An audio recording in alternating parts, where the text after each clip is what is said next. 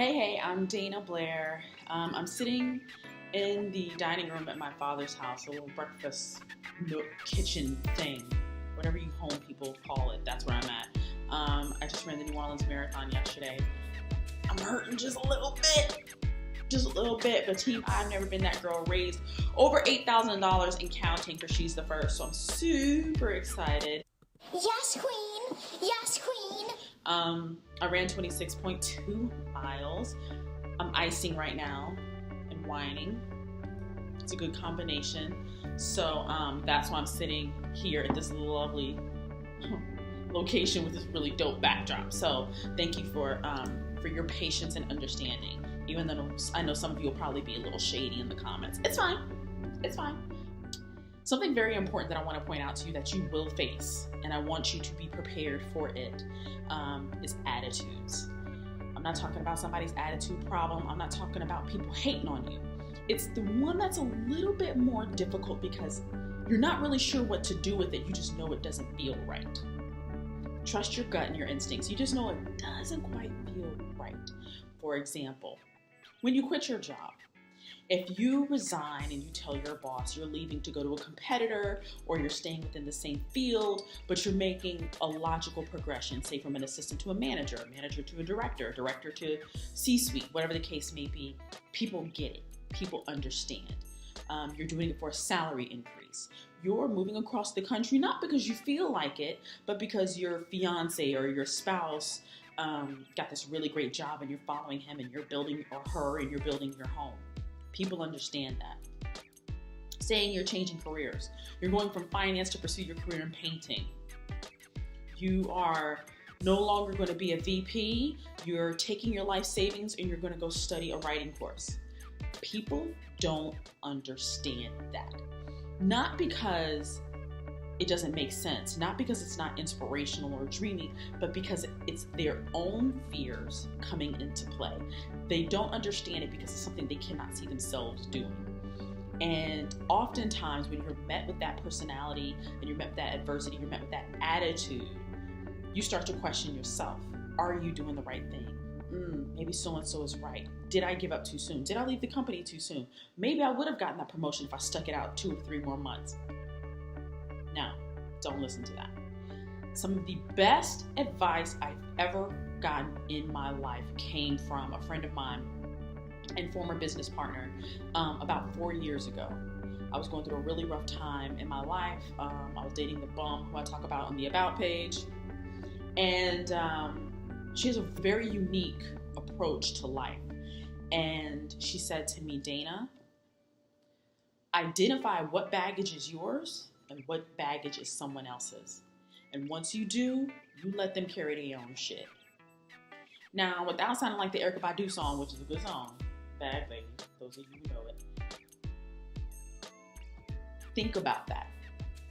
What fears and insecurities are yours, and what fears and insecurities are you bringing on because of somebody else's life experiences?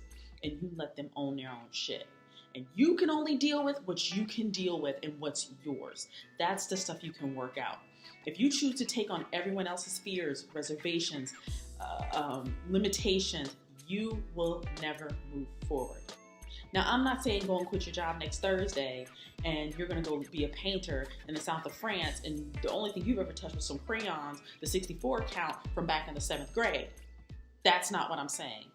I'm saying if something is truly your passion and you are preparing for it and that's what you really want to do and you're about to make that transition or that step or that leap, or you have chosen to make that leap, make sure you are very, very clear in your own mind and in your own body, in your own spirit as to what your fears are, what your goals are, and your focus, because so many people will try to inject their attitude into that.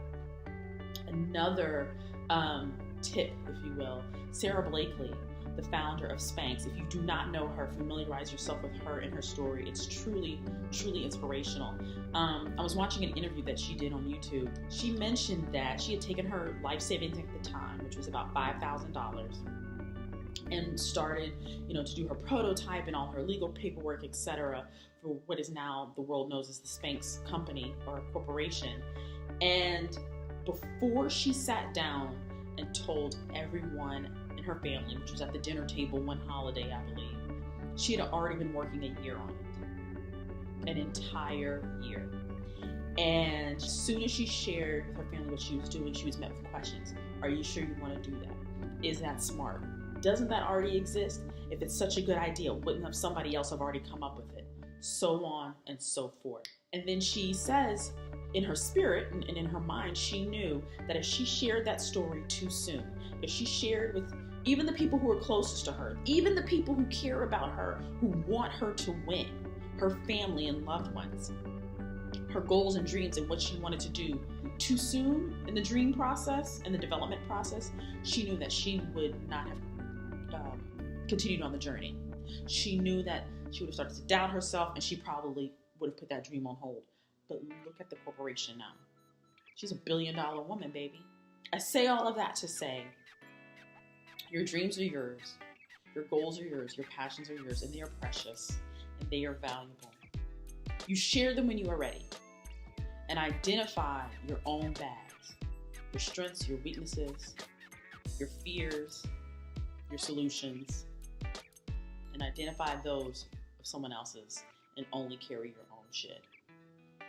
It'll be much, much easier to move forward. You will be lighter, and you will realize that the only true fear, the only thing that really separates you from the men and women who don't make the leap that you're about to make, and the ones who do, is that you have the guts to do it. That's it. It's not that you're smarter, not that you're more talented, not that you're more resourceful. You have the guts. And once you have the guts to do it, all of those other things begin to naturally evolve. It's like when you throw someone into a deep end, they miraculously start to try to swim. When you leap into your dream, into your passion, you miraculously start to swim. You become resourceful. You become a great negotiator. You learn how to barter and get what you need so you can move forward in your business. You learn about strategic partnerships. You learn your craft in a completely different way. I promise you. There are things now, problems, whether they're personal or professional, that I could approach completely different than if I were Dana of pre-2012. Completely different. Completely freaking different. I guarded my goals and my next steps. I had been thinking about resigning from my job for months before I did it. It seemed very sudden to everyone else and to other people because they don't sleep with me at night. They're not in my head 24 hours a day. My close network of friends and a few colleagues within the industry knew because I needed their help. I needed to bounce ideas off of them. I needed them to guide me along the next steps to make sure I'm approaching this the right way. People that I could trust. And I only went to people who were big dreamers and big doers. Don't bring big dreams to small people. And this is no diss to small people. This is not a diss to anyone who does not want to be an entrepreneur. This is not a diss to anyone who wants to do a 9-to-5, do their 20 years, get the gold watch and retire. This is not about that.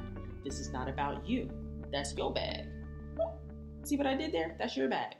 I'm talking about anybody who's trying to make a certain leap. You have to bring your ideas and your fears and your goals to someone who is a fellow leaper, if you will. Like-minded people in the room, in your circle. 5 months or so before I resigned, I thought about my resignation. And I thought about what I needed to do to get my affairs in order to actually make this happen. I sold everything in my apartment, from utensils down to the sofa, down to the bed. I went on Poshmark. I started selling everything in my closet that I didn't need. Things that I had not worn, things that I still had tags on. I'm like, I forgot I even had this tank top. When did I buy these shoes? Damn. At one point, I used to be able to fit in them jeans that I don't remember wearing, but I know my butt looked cute in them at one point, maybe 10 pounds ago. And I started to prepare myself, prepare my life. I broke my lease. I moved in with a friend who was gracious enough to let me move into her brownstone in Brooklyn. And I started to order my life so that my goals of moving to the West Coast, my goals of traveling, my goals of being able to pick up and just go if I needed to, there would be no hesitation. Everything would be in order. If you say you want something in life and you genuinely want it, why are you not preparing yourself to get it? When you